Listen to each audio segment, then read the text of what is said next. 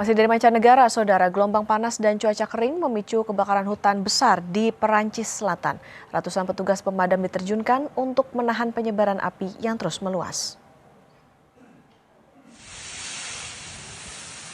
Kebakaran terbesar terjadi di wilayah Aude dan Hero dengan luas lahan terbakar mencapai lebih dari 900 hektar.